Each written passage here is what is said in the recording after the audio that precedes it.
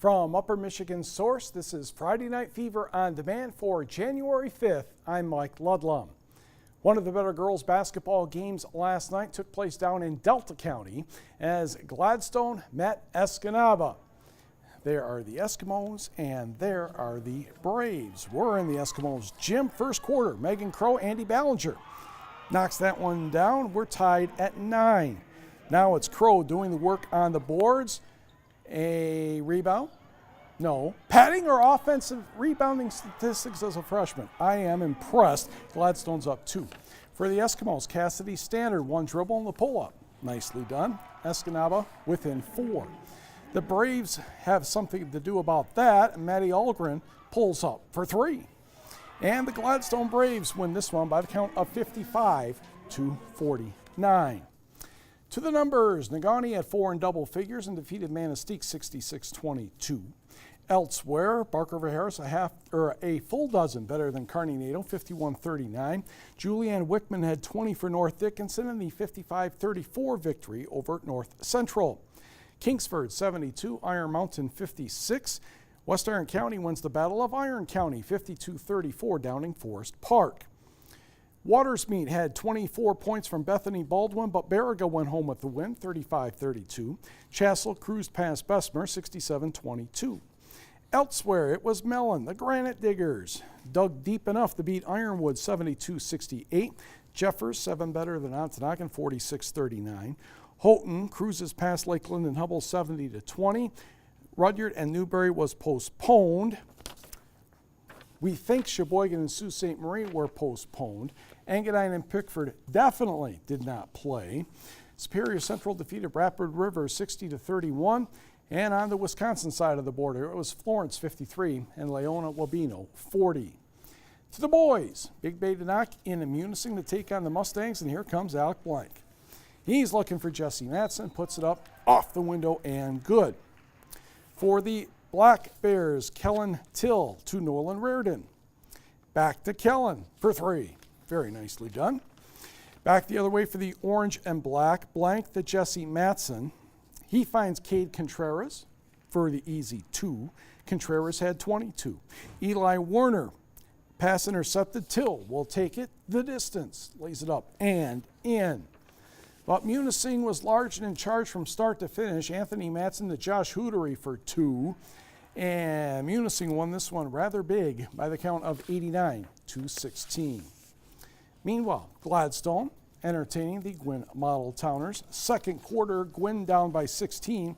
Austin Forbes knocks down the triple. Model Towners within 13. But Reese Castor was in the house for the Braves, and that usually means good things for the Gladstone Braves. He drives and scores there.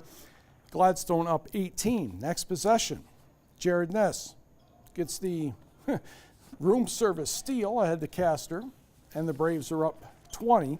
Castor ended up with 25. Brad Spindler will score next for the Braves, and a much easier victory than I would have imagined. 81-34.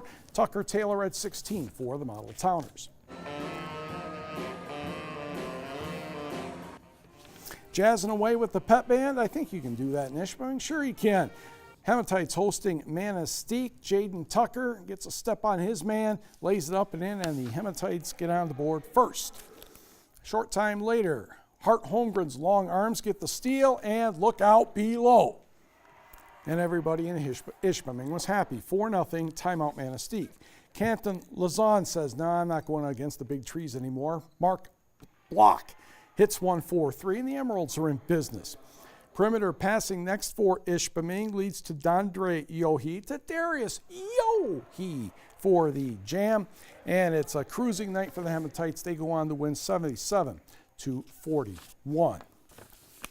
Wakefield Marinisco had 24 points from Mason Saubert in the 67-48 Bird Battle victory over 3 Lakes, Wisconsin.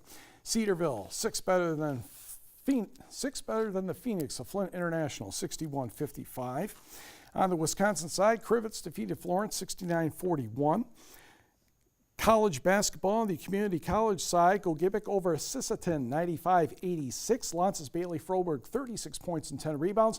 Ontonagon's Lori Wardinsky had 27, and now she's the all-time leading scorer for the Lady Sampsons.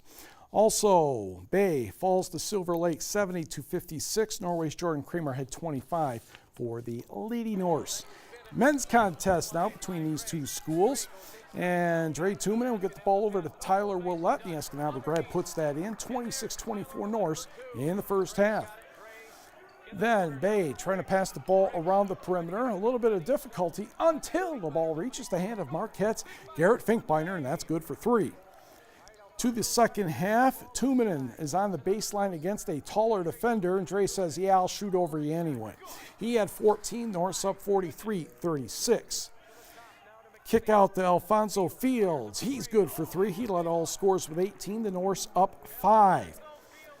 Marcus McKinney of Menominee will get the ball right here. He will get the ball to Kobe Barnes. 13 points and 10 rebounds on a bum ankle, but the Norse pull away to win this one, 80-68. Let's go to hockey. Calumet entertaining Orchard Lake St. Mary. Pick this one up in the first. Sam Urkela, Dean Locus, no, but Urkela's right there, and just Johnny on the spot puts it home. Calumet with a 1-0 lead.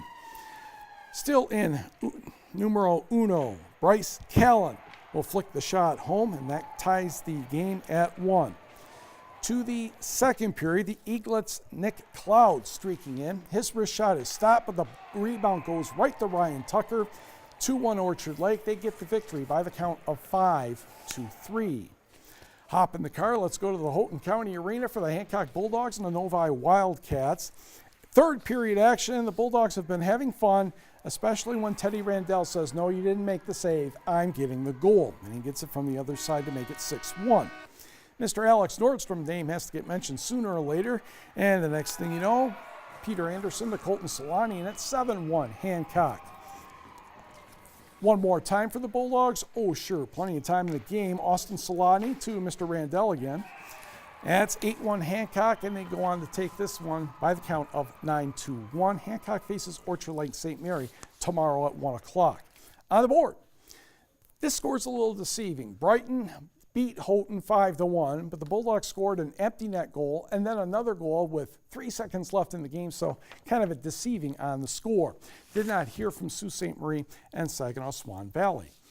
College hockey, let's go to Las Vegas. Michigan Tech, a penalty shot in the first period against Boston College. That's Dylan Stamen taking his time, so I have to keep talking, but he does get the goal on Ryan Edquist, and it's 1-0. Then on the power play, Mitch Reinke and Gavin Gould do the dirty work, and the next thing you know, here comes Brent Baltus. Puts it in. That's at 16:22, so less than 2 minutes apart for those two, and it's 2-0 Tech. Again, on the power play, Mark Auk and Stamen doing the tough work behind the net. Alex Smith, oh my goodness, I could have scored that one if I could stand up on skates. 1945, 3-0 Tech. Boston College scored twice in the second period, but Michigan Tech prevailed 4-3, so they advanced to the championship game of the Ice Vegas Invitational. Devin Carroll of Hancock had 27 saves. On the scoreboard, you probably know by now what happened between Northern Michigan and Arizona State. Bemidji State defeated Lake Superior State 3-0. They dedicate Red Berenson Rink at Yost Arena, and Notre Dame beats Michigan 2-1. Ohio State over Michigan State 4-1. The Finlandia men fell to Aurora 3-2, but the Red Wings came up with a 4-2 victory over the Florida Panthers.